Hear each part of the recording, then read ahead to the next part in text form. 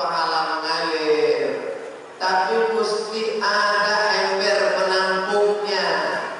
Menampungnya itu adalah sholat.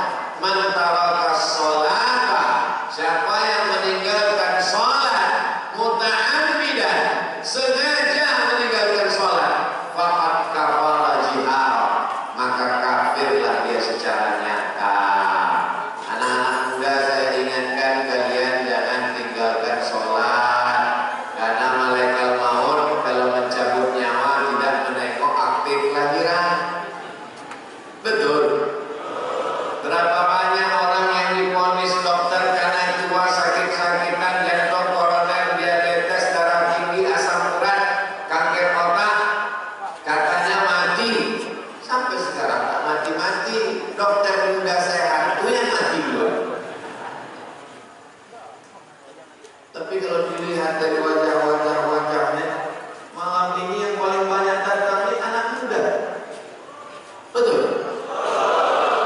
Adapun yang tua-tua ini, mereka adalah anak muda terjebak di casing yang tua. Semangatnya luar biasa.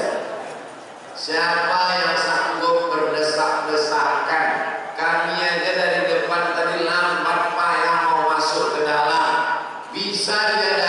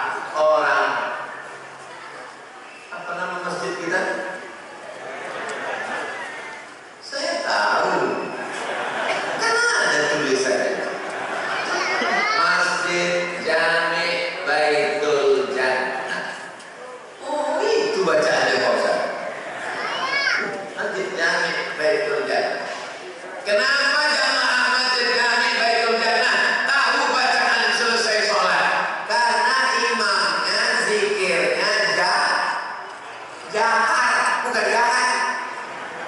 Zikirnya jahar. Jahar itu untuk mengajar makmum. Saya takut nanti anak-anak kita tak tahu bacaan sholat karena imam tidak jahar. Imam selesai sholat, pulang anak ke rumah, orang tuanya nanya, apa doa zikir selesai sholat nak?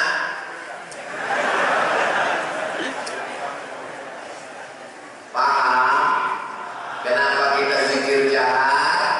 Zikir jahar kan udah tahu bacaannya, kan sudah sering dibaca. Untuk apa dibaca kuat? Imam sebelum takbiratul ihram pasti imam mengatakan luruskan shaf, rapatkan shaf karena PPKM sudah hilang.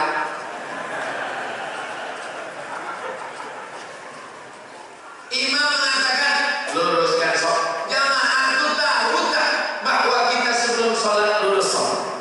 Tahu? Tahu tak jamaah itu bahwa kita mesti rapat? Tahu? Kenapa diulang-ulang imam? Belum pernah lagi saya sholat lalu imam mengatakan begini, jamaah tidak kusuruh kalian lurus, kalian kan udah tahu.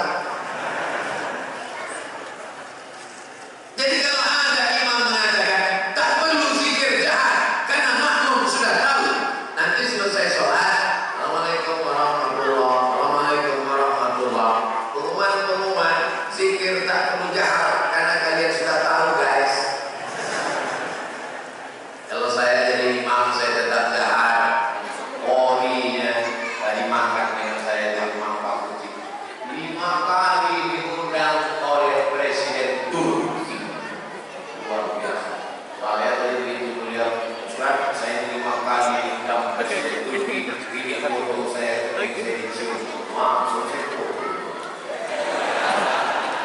langsung saya wawancara. Gimana ceritanya Pak Imam bisa diundang oleh Presiden Turki 5 kali? Betapa indahnya ketika seorang suami membangunkan istrinya bangun adinda, lalu mereka tahajud, usolli sunnatan tahajud rakaatain imaman. Bangun sholat sendiri di masjid yang Baitul Jannah saat iktikaf malam, tapi begitu dia sekarang sudah punya istri, dia sudah punya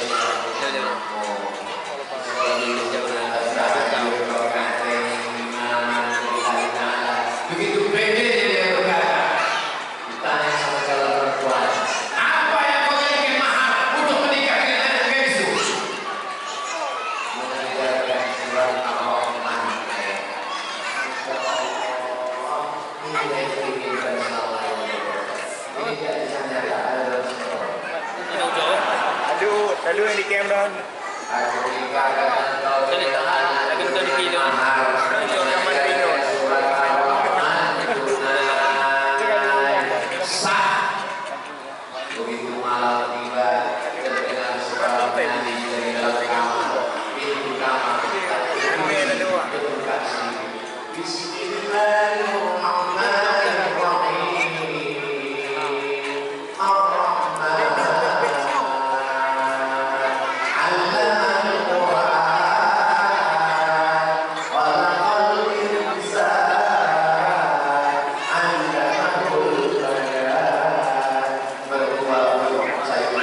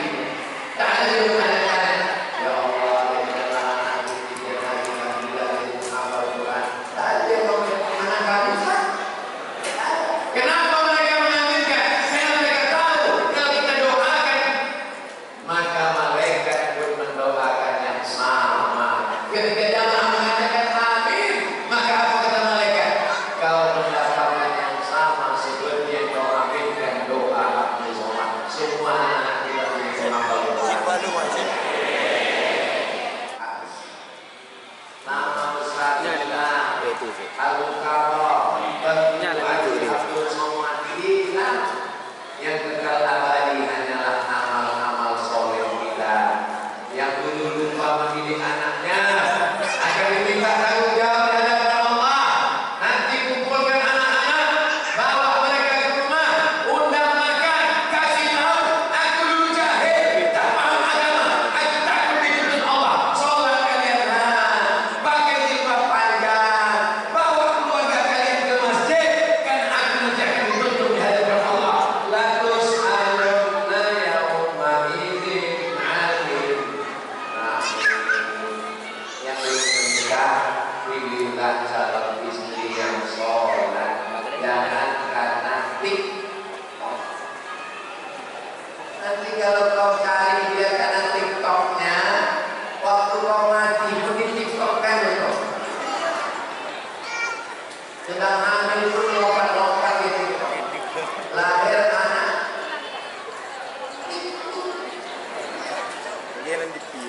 Tapi kan TikTok ada yang baik, Ustaz. Ada yang nasihat, Pak Ustaz. Betul. Yang baik yang kita bahas. Mudah-mudahan kita membahas yang baik ini supaya kita selamat dari yang mungkar. Sampai akhirnya orang yang tak mau ke masjid, orang yang hatinya keras, orang yang angkuh dan sombong dibawa juga ke masjid, tapi tidak di sini tempatnya. Letakkan samping.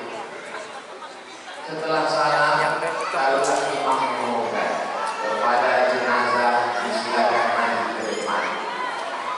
Tak pula bisa berjalan. Kalau dia berjalan tadi semua dipikul, tidak di sini tempatnya. Karena ini tempat makmum. Imam baik, yang dulu mengejek, yang dulu tak mau ke masjid, yang dulu sombong, yang dulu angkuh, karena kaya, karena berkuasa, karena ganteng. Diletakkan jenazahnya di depan imam. Bukan di belakang imam, depan imam. Itu tak benar sekali untuk dia nampak. Allahu Akbar. Dah kira blue kalau kau kemarin. Tak mana. Dan seterusnya. Allahu Akbar. Allahumma shalli ala sayyidina Muhammad. Dan seterusnya. Allahu Akbar. Allahumma fil ardi warhamni. Dan seterusnya. Allahu Akbar. Dan seterusnya. Assalamualaikum. Mampun dikira. Pak Imam, kenapa bacaan sholat pendek-pendek terus? Kenapa? Selama ini dia terus saja di depan lewat atau lewat? Lahan. Tapi rasanya di Imam Wajib tak ada imam model begitu. Setelah sholat ditanya jamaah. Jamaah sekalian, apakah jenazah ini baik? Apa pula baik? Dia tak pernah berhenti. Saya tak pernah mau menyaksikan jenazah dan sampai sekarang umur saya 84 tahun. Kalau banyak yang menduga 24, tak pernah saya mau menjebak jamaah untuk bertanya, apakah jenazah ini baik? Orang tidak. Bukan pernah mau ke masjid, mengejek orang di masjid, mengolok-olok ke masjid. Kalau ada orang ke masjid anak muda ditanya, mau ke mana? Mau ke masjid? Hah? Kalau mau ke mana? Dia ke masjid mati. Mau ke mana? Mau ke masjid mimpi apa? Mau ke mana? Mau ke mana? Mau ke masjid dunia mau kiamatkan. Pada akhirnya orang yang mengejek ini juga mampu. Kita tema saya kawati mampus. Mati kita menghadap Allah. Mana yang disombongkan? Mana yang diakukan? Rumah yang besar diakukan, dijual, dibagi-bagi oleh ahli waris. Mobil yang besar diakukan, tak bisa dibagi karena kredit turunan. Bini cantik diakukan, akan dipinang oleh kronis. Tawarannya apa-apa. Pakaian tiga lemari tidak dibagi-bagikan kepada jamaah masjid. Ini pakaian apa? Begitu tembak digunting mereka untuk alat wali. Mana kebakaran? Mana kehebatan? Mana gagah perkasa? Semuanya akan menghadap Allah dan yang dibawa adalah sholat.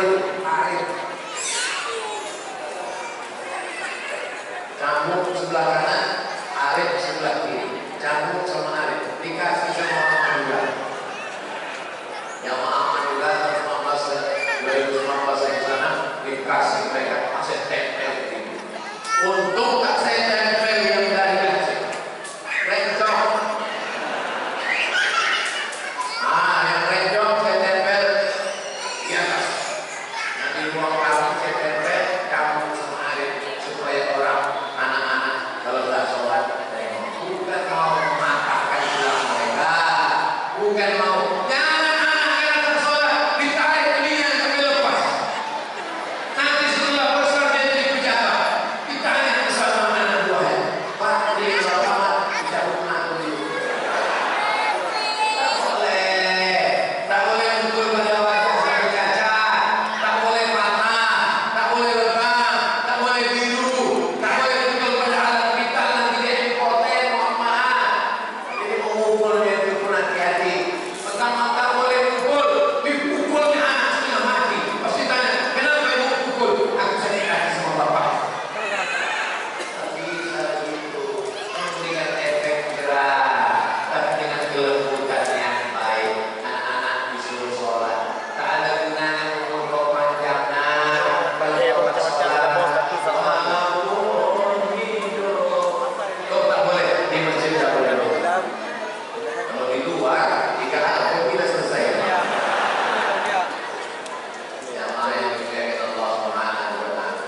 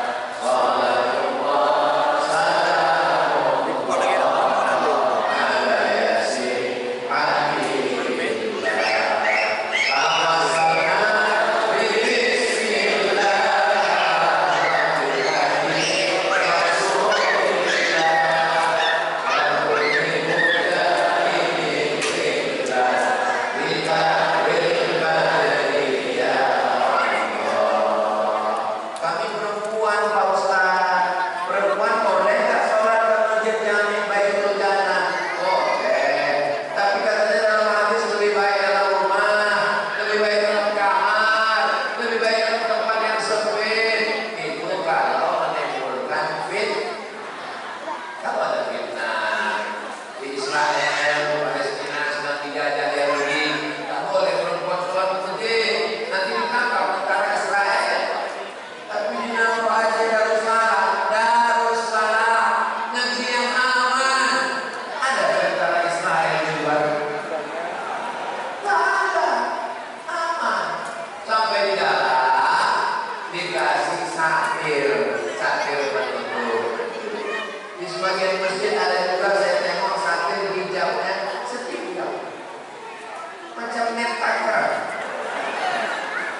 Entah betul. Tengoklah satir hijab Masjid Jami' Baitul Jannah dibuat tinggi ke atas. Karena kalau kain penutupnya itu sepinggang, nampak wajah yang disop pertama perempuan itu. Ada pula anak gadis cantik di sini. Anak lajang yang paling belakang.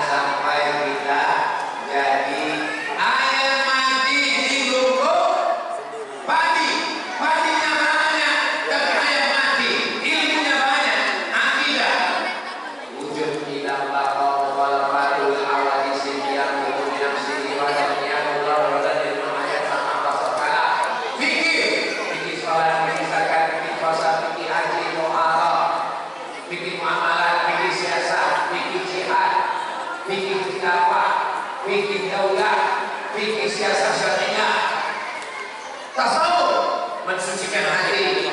Tahalli, hilangkan yang kotor, hasad, dengki, sum'ah, riya, ujub, musuh hati. Tahalli, diisi dengan yang baik, isi dengan zikir, ridha, qanaah, tawakal. Tasawuf, mensucikan hati. Ini mesti ada pengajian di masjid. Kenapa Ustaz tak ceramah tentang sedekah? Ceramah tentang sedekah itu kalau tiang masjidnya besinya keluar. Ceramah tentang sedekah itu kalau langkah kita ke atas, nampak semennya basah. Tapi di masjid kami Baitul Jannah, mandang ke atas, mandang ke lampu luar biasa. Memandang kemana memandang? Di kelas angin. Sejuk, mikrofon. Jelas suara saya di atas itu. Jelas. Jelas suara saya di belakang itu. Ada model mikrofon masjid ini, suaranya menggema.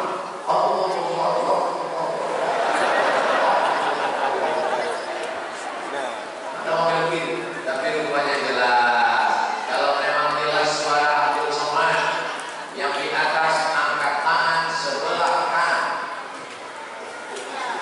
Nah, jelas. Ya, tadi beberapa masjid pernah saya tes. Kalau memang jelas di atas angkat tangan sebelah kanan.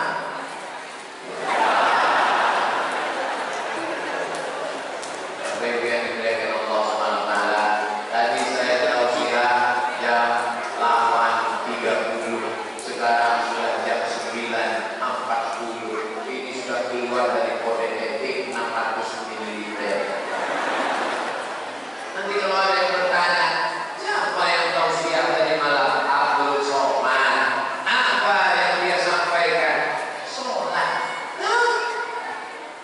Cuma satu aja sholat. 70 menit dia ceramah tentang sholat. Iya. Tak bisa kau jelaskan.